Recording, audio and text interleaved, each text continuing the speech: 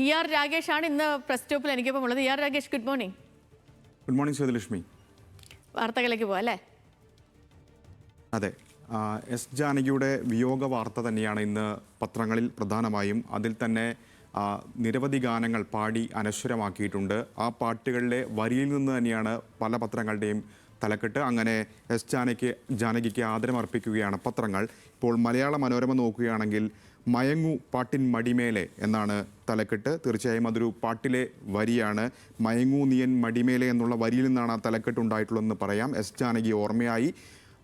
ഏതു ഭാവവും അനായാസം ശ്രുതി ചേർന്ന സ്വരമാധുരി. അന്ത്യം മൈസൂരുവിലെ ആശുപത്രിയിൽ. സംസ്കാരം ഇന്ന് എന്ന് കൂടി ഒന്നാം പേജിൽ വിശദമായി തന്നെ നൽകിയിട്ടുണ്ട് മലയാള മനോരമ.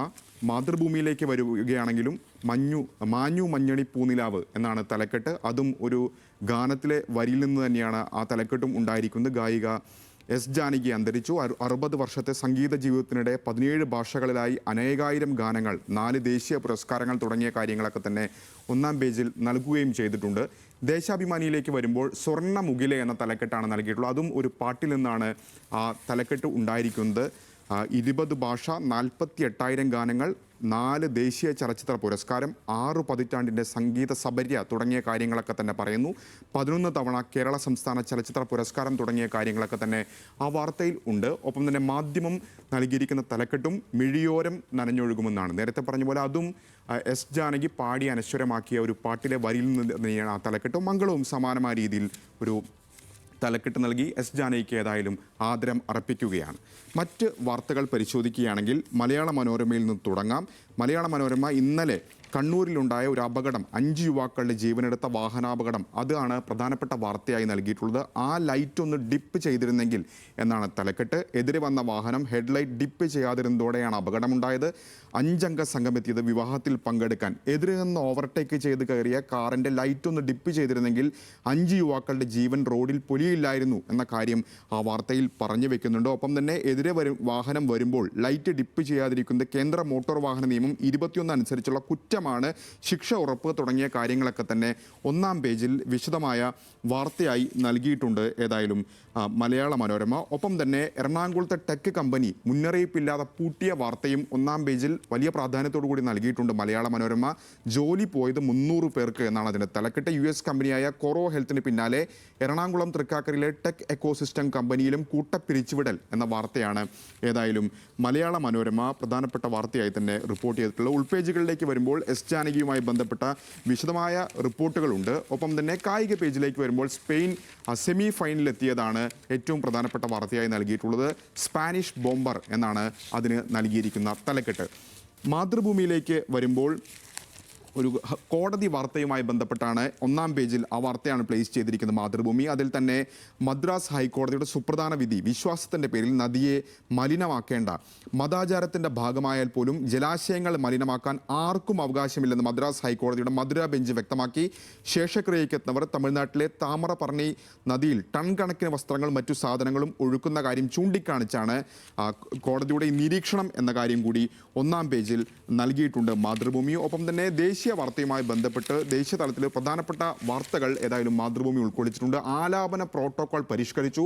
പൂർണ്ണ വന്ദേമാതരം ആദ്യം, പിന്നാലെ ജനഗണമന എന്ന് പറയുന്നു. ഒപ്പം തന്നെ രാഷ്ട്രപതിയുടെയും ഗവർണർമാരുടെയും ഔദ്യോഗിക ചടങ്ങുകളുടെ തുടക്കത്തിലും ഒടുക്കത്തിലും വന്ദേമാതരവും ജനഗണമനയും മുഴുവനായി ആലപിക്കണമെന്ന് നിഷ്കർഷിച്ച് കേന്ദ്ര ആഭ്യന്തര മന്ത്രാലയം തുടങ്ങിയ കാര്യങ്ങൾ. ഒപ്പം തന്നെ ദേശീയ ഗീതം എവിടെയൊക്കെ പാടണം, ഒപ്പം തന്നെ ദേശീയ ഗാനം സംബന്ധിച്ച കാര്യങ്ങളൊക്കെ തന്നെ ആ റിപ്പോർട്ടിൽ ഏതായാലും വിശദീകരിക്കുകയും ചെയ്യുന്നുണ്ട് മാതൃഭൂമി. ഒപ്പം തന്നെ VBG റാംജിയിൽ ഇളവ് തേടിയിട്ടുണ്ട് കേരളം. അനുകൂല നിലപാട് കേന്ദ്രത്തിൻ്റെ ഭാഗത്തു നിന്നുണ്ടാകുന്നു. കേരളത്തിൻ്റെ അധിക ബാധ്യത 2000 കോടി തുടങ്ങിയ കാര്യങ്ങളൊരു റിപ്പോർട്ടാണ് നൽകിയിട്ടുള്ളത്. മഹാത്മാഗാന്ധി തൊഴിലുറപ്പ് പദ്ധതിക്ക് പകരമുള്ള VBG റാംജിയുടെ വ്യവസ്ഥകളിൽ ഇളവ് തേടി കേന്ദ്രം സർക്കാരിനെ സമീപിച്ചു, കേരളം കേന്ദ്ര സർക്കാരിനെ സമീപിച്ചു എന്നാണ് വാർത്തയുടെ ഏതായാലും ഉള്ളടക്കമായി നൽകിയിട്ടുള്ളത്.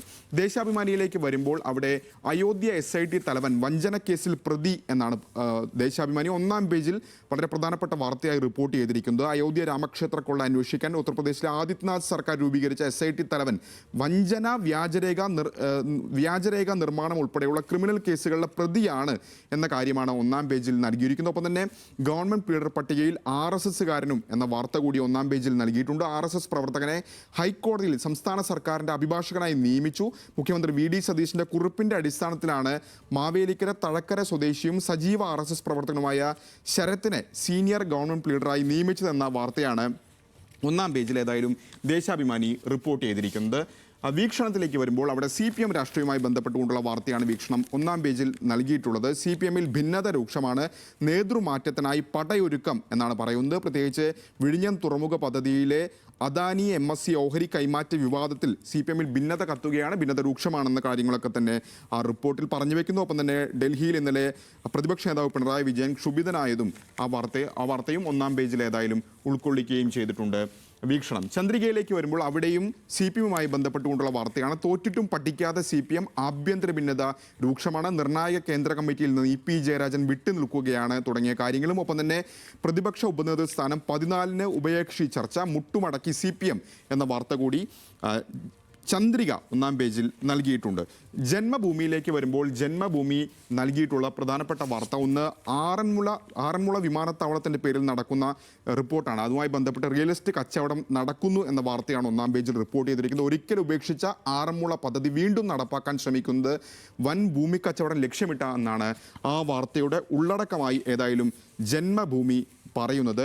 മാധ്യമത്തിലേക്ക് വരുമ്പോൾ മാധ്യമം അവരുടെ ഏറ്റവും പ്രധാനപ്പെട്ട വാർത്തയായി നൽകിയ ഒരു റിപ്പോർട്ട് ഒന്ന് ആഗസ്റ്റ് 15 മുതൽ പോലീസിന് പുതിയ മുഖം എന്നുള്ളതാണ്. പോലീസ് സ്റ്റേഷനുകൾ, സേവന കേന്ദ്രങ്ങൾ, ഭരണം, SIമാർക്ക് അങ്ങനെ ഒരു അടിമുടി മാറ്റത്തെക്കുറിച്ചുള്ള റിപ്പോർട്ടാണ്. പോലീസിൽ വരാൻ പോകുന്ന മാറ്റത്തെക്കുറിച്ചാണ് ഏതായാലും ഒന്നാം പേജിൽ മാധ്യമം വിശദമായി തന്നെ റിപ്പോർട്ട് ചെയ്തിരിക്കുന്നത്. ഒപ്പം തന്നെ ഇപ്പോൾ നമ്മൾ കണ്ടുകൊണ്ടിരിക്കുന്ന ഏറ്റവും പ്രധാനപ്പെട്ട വിവാദങ്ങളിലൊന്നാണ് ഈ ലോകകപ്പുമായി ബന്ധപ്പെട്ടുകൊണ്ടുള്ള വിവാദം. അതിന് നൽകിയിരിക്കുന്ന തലക്കെട്ട് പാതി മുറിഞ്ഞ പന്ത് എന്നാണ്. ലോകരാജ്യങ്ങളെ വ്യത്യസ്ത ധ്രുവങ്ങളായി ചേരിതിരിക്കുകയാണ് 2026 ലോകകപ്പ് വിവാദങ്ങൾ തുടങ്ങിയ കാര്യം. അങ്ങനെ റഫറിയുടെ ഇടപെടലടക്കം ഇറാനുമായി ബന്ധപ്പെട്ട വാർത്ത, അങ്ങനെ ഇതെല്ലാ കാര്യങ്ങളും വിശദീകരിച്ചുകൊണ്ട് വിശദമായ റിപ്പോർട്ടാണ് ഈ പാതി മുറിഞ്ഞ പന്ത് എന്ന വാർത്തയിൽ ഏതായാലും ഉൾക്കൊള്ളിച്ചിരിക്കുന്നത് മാധ്യമം. കേരള കൗമുദിയിലേക്ക് വരുമ്പോൾ കേരള കൗമുദി തീർച്ചയായും അതിവേഗ റെയിലുമായി ബന്ധപ്പെട്ടുകൊണ്ടൊരു വാർത്തയാണ് അവരുടെ എക്സ്ക്ലൂസീവ് വാർത്തയായിട്ടാണ് നൽകിയിട്ടുള്ളത്. അതിവേഗ റെയിലിന് ജനങ്ങളുടെ പണം, ചെലവിൻ്റെ 40% ഓഹരി സമാഹരിക്കും എന്നാണ് ആ വാർത്തയുടെ ഉള്ളടക്കം.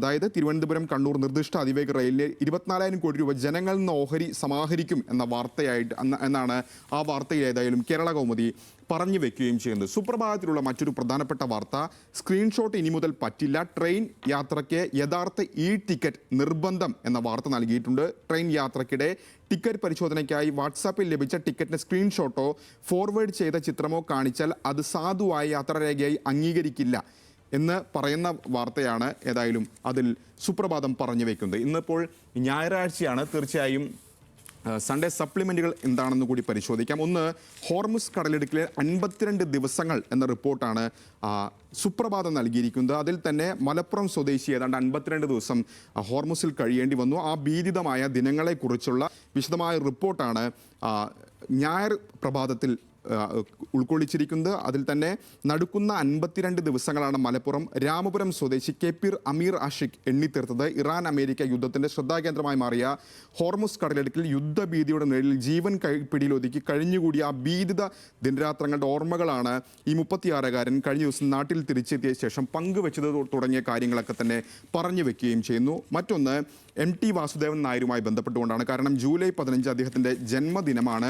അപ്പോൾ ആ ജന്മദിനത്തിന് മുൻപ് MT വാസുദേവൻ നായരുടെ മകൾ അശ്വതി നായർ എഴുതിയൊരു കുറിപ്പാണ് ഇന്ന് മാതൃഭൂമി വാരാന്ത പതിപ്പിലുള്ളത്. അതിൻ്റെ തലക്കെട്ട് ആ പുസ്തകങ്ങൾ തൊടുമ്പോൾ ഞാൻ അച്ഛനെ തൊടുന്നു എന്നുള്ളതാണ്. വിശദമായ റിപ്പോർട്ടാണ് ഉൾക്കൊള്ളിച്ചിരിക്കുന്നത്. പഴയ MTയുടെ ചിത്രങ്ങൾ സഹിതം പുസ്തക ശേഖരങ്ങൾ സഹിതമുള്ള റിപ്പോർട്ടാണ് അതിൽ ഉൾക്കൊള്ളിക്കുകയും ചെയ്തിരിക്കുന്നത്. ഏതായാലും ഇന്നത്തെ പ്രസ് സ്റ്റോപ്പ് ഇവിടെ അവസാനിക്കുകയാണ്. വീണ്ടും സേതുവിലേക്ക്.